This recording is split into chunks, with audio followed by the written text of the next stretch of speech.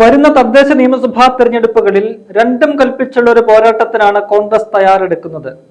കാരണം കോൺഗ്രസിനെ സംബന്ധിച്ച് ഡു ഓർ ഡൈ സിറ്റുവേഷൻ എന്ന നിലയിലാണ് ഈ രണ്ട് തെരഞ്ഞെടുപ്പുകളും വന്നിരിക്കുന്നത്. കഴിഞ്ഞ 10 വർഷമായിട്ട് കോൺഗ്രസ് പ്രതിപക്ഷത്താണ്. തുടർച്ചയായിട്ടുള്ള തിരിച്ചടികൾ കോൺഗ്രസിന് വലിയ രീതിയിൽ പ്രതിസന്ധി സൃഷ്ടിച്ചിട്ടുണ്ട്. 2 നിയമസഭാ തെരഞ്ഞെടുപ്പുകളാണ് കോൺഗ്രസ് തോറ്റത്. ഒപ്പം തന്നെ തദ്ദേശ തെരഞ്ഞെടുപ്പുകളിലും കോൺഗ്രസ് വലിയ രീതിയിൽ പിന്നോട്ട് പോകുന്ന ഒരു കാഴ്ച നമ്മൾ കണ്ടു. അതുകൊണ്ട് തന്നെ ഇത്തവണത്തെ തദ്ദേശ നിയമസഭാ തെരഞ്ഞെടുപ്പുകളെ വലിയ ഗൗരവത്തോടു കൂടിയാണ് കോൺഗ്രസ് കാണുന്നത്. അതിനുള്ള ഒരുക്കങ്ങൾ മുന്നേ തന്നെ കോൺഗ്രസ് തുടങ്ങിയിട്ടുമുണ്ട്. തദ്ദേശ തെരഞ്ഞെടുപ്പിനുള്ള ഒരുക്കങ്ങൾ ഏതാണ്ട് 1 വർഷം മുൻപ് തന്നെ പല ജില്ലകളിലും തുടങ്ങിയെന്നതാണ് നമുക്കിപ്പോൾ ഈ സ്ഥാനാർത്ഥി നിർണയവും ഒക്കെ തന്നെ കാണുമ്പോൾ മനസ്സിലാക്കാൻ കഴിയുന്നത്.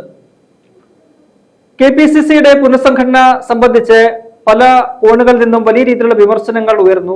ജംബോ കമ്മിറ്റിയാണ് എന്നൊക്കെയുള്ള വിമർശനങ്ങളാണ് പലപ്പോഴും ഉയർന്നത്.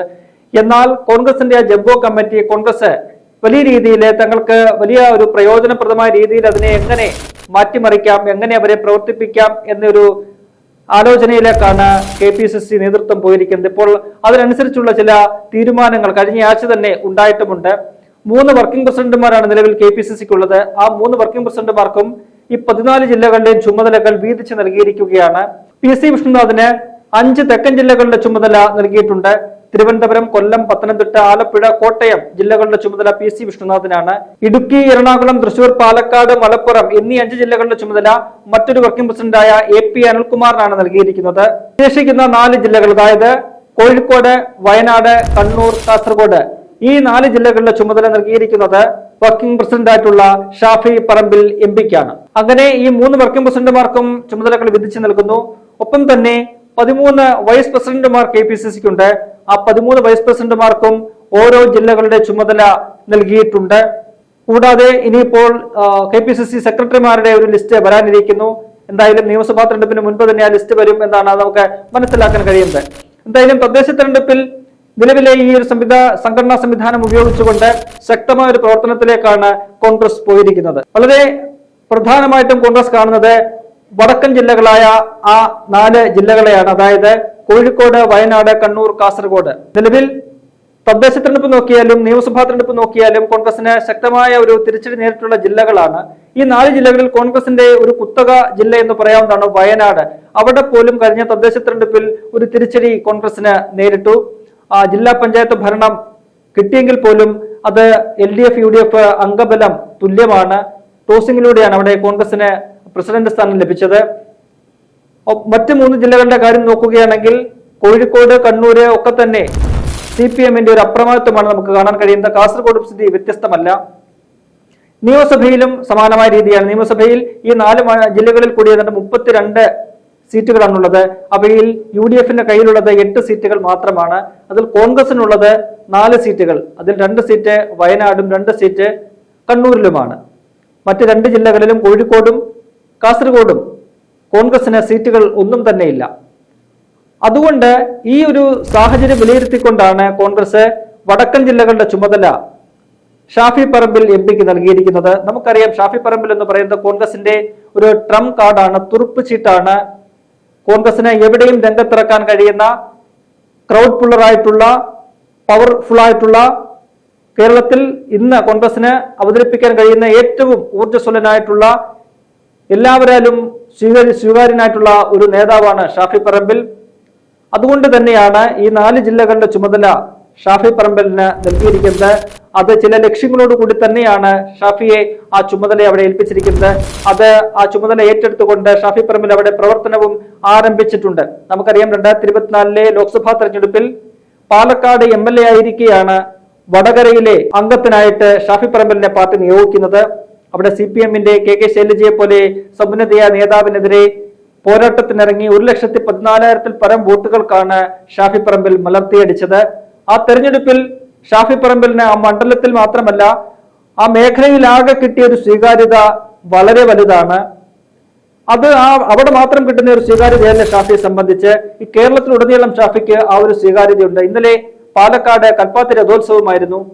അവിടെ അദ്ദേഹം എല്ലാ കാലത്തും 2011-ൽ പാലക്കാടിന്റെ MLA ആയതു മുതൽ അവിടെ ആ ദിനത്തിൽ ഒരു സ്ഥിരം ആളാണ്, സ്ഥിര സാന്നിധ്യമാണ്. അതുകൊണ്ട് തന്നെ ഇന്നലെയും അദ്ദേഹം അവിടെ എത്തി. തന്റെ പഴയ തട്ടകത്തിലേക്ക് മടങ്ങിയെത്തിയ ഷാഫിക്ക് ആവേശപൂർവമായ ഒരു സ്വീകരണമാണ് ലഭിച്ചത്. ജാതിമത ഭേദമന്യേ എല്ലാവരും ആഘോഷിക്കുന്ന കൽപ്പാത്തി രഥോത്സവം അവിടെ ഷാഫി എത്തിയപ്പോൾ എല്ലായിടത്തു നിന്നും, എല്ലാ വീടുകളിൽ നിന്നും അവിടെ കാണുന്ന ആളുകളുടെ ഒക്കെ ഒരു പ്രതികരണം എന്ന് പറയുന്നത് തങ്ങളുടെ ഒരു വീട്ടിലേക്ക് തങ്ങളുടെ സ്വന്തമായിട്ടുള്ള ഒരാൾ തിരിച്ചു വന്ന ഒരു പ്രതീതിയാണ്, ഒരു സ്നേഹവും ഒക്കെ തന്നെയാണ് അവരവിടെ പങ്കിടുന്നത്. അതുകൊണ്ട് തന്നെ ഷാഫിക്കുള്ള ഒരു സ്വീകാര്യത, ജനമനസ്സുകളിലെ ഒരു സ്വീകാര്യത നമുക്ക് ഇത്തരം സംഭവങ്ങളിൽ നിന്നൊക്കെ നമുക്ക് മനസ്സിലാക്കാൻ കഴിയുന്നതാണ്. ആ ഒരു കരിസ്മയാണ് ഷാഫിയെ നിലവിൽ കേരളത്തിലെ കോൺഗ്രസ് പാർട്ടിയിൽ വേറിട്ട് നിർത്തുന്നത്. ആ കരിസ്മ പരമാവധി പ്രയോജനപ്പെടുത്തുക എന്നതാണ് കോൺഗ്രസ് ലക്ഷ്യമിടുന്നത്. അതുകൊണ്ട് തന്നെ മലബാറിലെ ഈ 4 ജില്ലകളിൽ ഷാഫി നടത്തുന്ന പ്രവർത്തനങ്ങളാകും കോൺഗ്രസിനെ സംബന്ധിച്ച് അതിനിർണായകമാകുക. ഈ വടകരയിലെ ലോക്സഭാ തെരഞ്ഞെടുപ്പിന്റെ ഫലം നോക്കിക്കഴിഞ്ഞാൽ CPM അപ്രമാദിത്വമുള്ള പല നിയമസഭാ മണ്ഡലങ്ങളും പിടിച്ചെടുക്കാനായിട്ട് ഷാഫി പറമ്പിലിന് കഴിഞ്ഞു.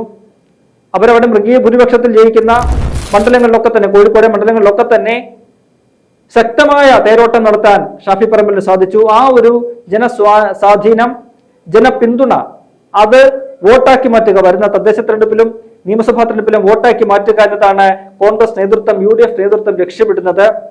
അവിടെ ഷാഫിക്ക് കൂട്ടായിട്ട് ഇവിടെ കോഴിക്കോട് ജില്ലയുടെ ചുമതലയുള്ള വൈസ് പ്രസിഡന്റായിട്ട് വരുന്നത് ഹൈബി ഈഡൻ MP ആണ്. കണ്ണൂരിന്റെ വൈസ് പ്രസിഡന്റ് ചുമതലയുള്ള വൈസ് പ്രസിഡന്റ് M ലിജു ആണ്. കാസർഗോഡ് രമ്യ ഹരിദാസ് ആണ്. അങ്ങനെ 3 യുവ നേതാക്കളാണ് അവിടെ ഉള്ളത്. വയനാടിന്റെ ചുമതല VA നാരായണൻ എന്ന് പറയുന്ന നേതാവിനാണ്. അങ്ങനെ പ്രധാനപ്പെട്ട ഈ 3 യുവ നേതാക്കളുടെ ഒരു സാന്നിധ്യം, ഈ 3 ജില്ലകളിലെ സാന്നിധ്യം, അവരോട് ചേർന്നുകൊണ്ട് ശക്തമായ ഒരു പ്രവർത്തനത്തിനാണ് ഷാഫി പറമ്പിൽ ഇപ്പോൾ തയ്യാറെടുത്തിരിക്കുന്നത്.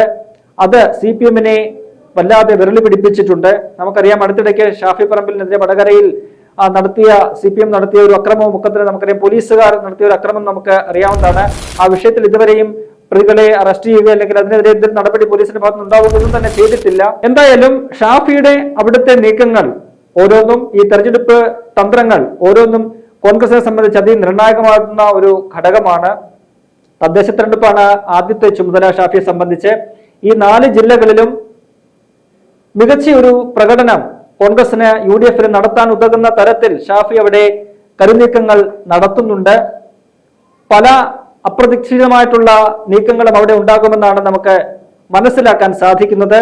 കോഴിക്കോട്, ഒപ്പം തന്നെ കണ്ണൂർ പോലെയുള്ള ജില്ലകളിൽ ഷാഫി ചെലുത്താൻ പോകുന്ന സ്വാധീനം അത് ഏത് തരത്തിലാണ് എന്നത് CPM-നെ സംബന്ധിച്ച് അങ്കലാപ്പുണ്ടാക്കുന്ന ഒരു കാര്യമാണ്. കാരണം ഷാഫി ഇറങ്ങുന്നിടത്തെല്ലാം തന്നെ അദ്ദേഹം ഒരു ഓളം സൃഷ്ടിക്കാൻ കഴിയുന്നുണ്ട്. അവിടുത്തെ ജനങ്ങളെ തന്നിലേക്ക് ആകർഷിക്കാൻ കഴിയുന്ന ഒരു വല്ലാത്ത കാന്തിക ശക്തി അദ്ദേഹത്തിനുണ്ട്. അതിൽ CPM കഴിഞ്ഞ കുറെ കാലമായിട്ട് 2011 അദ്ദേഹം ആദ്യമായിട്ട് MLA ആയത് മുതൽ CPM അക്കാര്യത്തിൽ അസ്വസ്ഥരാണ്. അതാണ് പലപ്പോഴും അദ്ദേഹത്തിനെതിരെ വ്യക്തിപരമായിട്ടുള്ള ആക്രമണങ്ങളിലേക്ക്, ശാരീരികമായ ആക്രമണങ്ങളിലേക്ക് കടക്കാൻ CPM-നെ പ്രേരിപ്പിക്കുകയും ഒക്കെ തന്നെ ചെയ്യുന്നത്. അത് അവർക്ക് പലപ്പോഴും തിരിച്ചടിയാകുന്ന സാഹചര്യം നമ്മൾ കണ്ടിട്ടുണ്ട്. അതുകൊണ്ട് തന്നെ ഷാഫിയെ മുന്നിൽ നിർത്തി മലബാറിൽ തങ്ങളുടെ തന്ത്രങ്ങൾ മെനയുക എന്ന വളരെ മികച്ച ഒരു നീക്കമാണ് KPCC നേതൃത്വം ഇപ്പോൾ നടത്തിയിരിക്കുന്നത്. എന്തായാലും അത് വിജയത്തിലേക്ക് എത്തുമെന്ന് തന്നെയാണ് പ്രതീക്ഷിക്കുന്നത്. ഷാഫി തൊട്ടതെല്ലാം പൊന്നാക്കുന്ന ഒരു നേതാവാണ്. അതുകൊണ്ട് തന്നിൽ ഏൽപ്പിച്ചിരിക്കുന്ന തന്നിൽ അത്ഭുതമായ ആ ചുമതല 4 ജില്ലകളിൽ കോൺഗ്രസിനെ പുനരുജ്ജീവിപ്പിക്കുക, UDF-നെ അവിടെ ശക്തമായിട്ട് തെരഞ്ഞെടുപ്പുകളിൽ വിജയത്തിലേക്ക് തിരികെ കൊണ്ടുവരിക എന്ന പാർട്ടി ഏൽപ്പിച്ചിരിക്കുന്ന ഒരു ചുമതല അത് കൃത്യമായി തന്നെ ഷാഫി പറമ്പിൽ നിറവേറ്റുമെന്നാണ് പാർട്ടിയും ഒപ്പം തന്നെ UDF നേതൃത്വവും പ്രതീക്ഷിക്കുന്നത്.